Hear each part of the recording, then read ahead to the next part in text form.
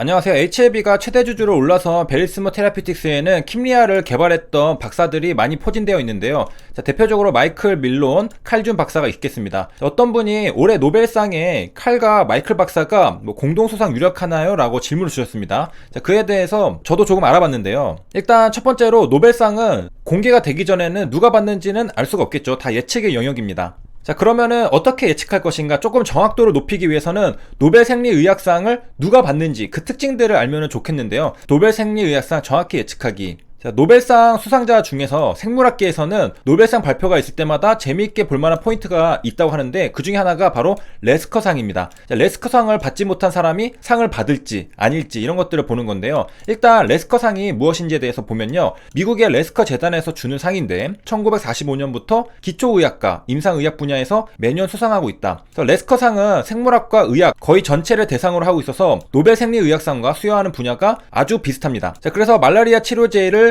발견해서 생리의학상을 받은 중국의 사람도 2011년 레스커상을 받았습니다. 수상하는 분야가 굉장히 비슷하기 때문에 레스커상을 받은 사람들은 노벨 생리의학상을 받을 가능성도 높다라는 것이죠.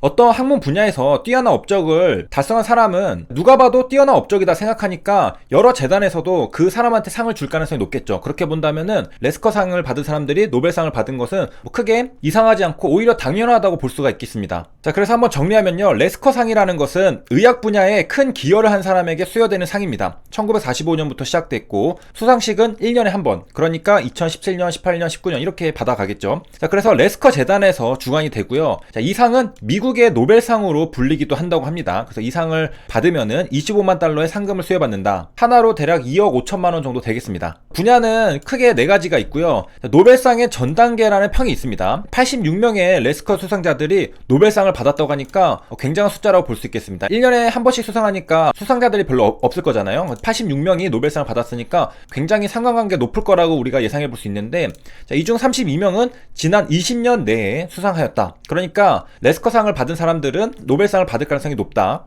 자, 그러면은 얼마나 높은가 그것들이 궁금할 텐데요. 자, 여기 이 분이 레스커상 수상 연도랑 노벨 생리의학상 수상 연도, 자, 이것들을 한번 비교를 해봤습니다. 그러니까 레스커상을 받은 사람들이 노벨상도 받았는지 그 상관관계를 보기 위해서 그래프로 그린 건데요. 자, 여기 보면은 상관관계가 있는 것을 확인할 수 있겠습니다. 요 하나를 보면은 1960년도에 레스커상을 받은 사람이 1962, 3년대에 노벨상을 받는 것을 볼 수 있겠고, 자, 여기도 1970년대에 레스커상을 받은 사람이 1971년, 2년 이때쯤에 노벨상도 받은 것을 볼 수 있겠습니다. 그래서 굉장히 상관관계가 높고, 자, 여기 보면요, 이 직선의 아래쪽에 노벨 생리의학상이 있잖아요. 자, 레스커상을 먼저 받고 노벨 생리의학상을 받는 것을 볼 수 있겠습니다. 여기 보면은 여기 위에 있는 것은 없죠. 그러니까 노벨 생리의학상을 먼저 받고 레스커상을 받는 경우보다 레스커상을 먼저 받고서 노벨 생리의학상을 받는 사람들이 많구나, 그리고 전반적으로 상관관계가 크구나, 이런 것들을 알 수 있겠습니다. 자, 그러니까 우리가 노벨 생리의학상을 받는 사람들을 예상하려면은 이 레스커상을 받은 사람들을 보면은 우리가 어느 정도 예측할 수 있겠습니다. 그리고 시간 순으로는 레스커상을 먼저 받는다, 노벨 생리의학상은 그 다음에 받는다. 이분 같은 경우에는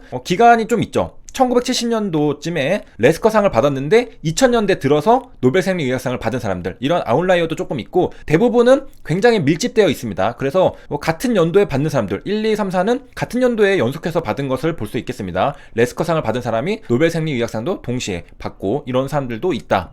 자, 여기서 이제 파란 점들이 두 상을 모두 받은 수상자고요. 자, 두 상 중에 하나만 받은 사람들이 있을 거잖아요. 레스커상을 받은 사람들 중에 노벨 생리의학상을 받지 않은 사람들은 이 빨간색 가로줄로 표시가 되어 있다고 합니다. 자, 그래서 여기 보면요, 빨간색 가로줄로 되어 있는 사람들은 나와 있지 않죠. 예를 들어서 1965년도에 레스커상을 받은 사람 중에 노벨 생리의학상을 받은 사람이 없으니까 이렇게 되었습니다. 이렇게 해서 레스커상이랑 노벨 생리의학상은 상관관계가 높다, 그리고 레스커상을 먼저 받는다라는 것을 이제 알았잖아요. 그러면은 우리가 레스커상을 누가 받았는지를 보러 가면은 앞으로 노벨 생리의학상을 누가 받을지를 어느 정도 확률을 조금 더 높여서 예측해 볼 수가 있겠습니다. 그 전에 조금 더 이제 자세히 보면은 최근 20년 동안 레스커상이 노벨 생리의학상을 전혀 예측하지 못한 경우가 3번밖에 없었다. 30년 동안에는 5번밖에 되지 않았다. 그러니까 상관관계가 굉장히 높다라는 것이고, 그 다음에 최근에 1975년 이후로는 거의 레스커 수상자들이 노벨 생리의학상을 5년 내외 간격을 두고 받아가는 추세라고 합니다. 그 간격이, 자, 여기 보면요, 각 연도별로 노벨 생리의학상 수상 연도들이 있는데요.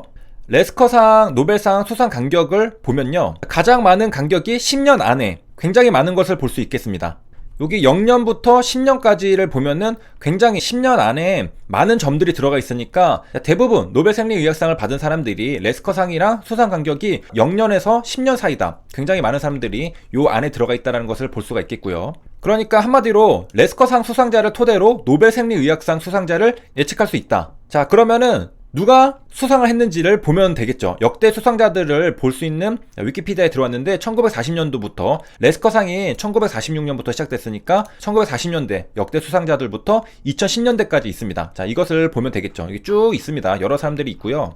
자, 먼저 시청자님이 질문 주셨던 대로 자, 이분들의 이름이 혹시나 있는지 보도록 하겠습니다. 그래서 첫 번째 이제 마이클 밀론, 여기 영문 스펠링 있죠. 그 다음에 이제 칼준 박사, 자, 있는지를 한번 보도록 하겠습니다. 그래서 2019년부터 보면요.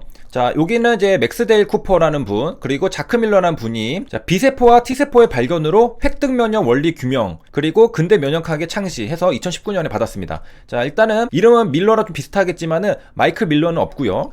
자, 그 뒤에 2018년도도 가면은 마이클 그룬스타인, 찰스 데이비드 앨리스, 그 다음에 2017년에는 마이클 홀, 그 다음에 2016년 그레이크 세먼자, 피터 레클리프, 윌리엄 케일린, 이렇게 보면은 3명이 함께 레스커상을 공동 수상하는 것도 볼 수 있겠습니다. 자, 그리고 2015년에는 스테판 엘리제, 에블린 위트킨, 2014년 피터 월터, 모리 가츠토, 2014년 토마스 지트호프, 리처드 셸러, 2012년 로널드 베일, 제임스 스푸디치, 마이클 시츠, 아서 호리치, 올리 하틀, 제프리 프리드먼, 더글러스 콜먼. 그래서 2010년까지 일단 봤는데요. 일단은 없는 것을 볼 수 있겠습니다. 자, 그러면 이제 없구나 하고서 실망하고 끝나야 되느냐? 그렇게까지 생각할 필요는 없죠. 왜냐하면은 우리가 너무 일찍 찾으러 온 거일 수도 있습니다. 노벨상에 대해서 가능성을 이야기하신 분들은 아마도 2018년도에 면역관문 억제제 3세대 면역항암제를 발견과 암치료에 응용한 공로로 노벨 생리의학상을 받은 이 두 분의 제임스 앨리슨이랑 혼조 다스쿨의 사례를 생각했기 때문에 카티 치료제가 개발된 킴리아,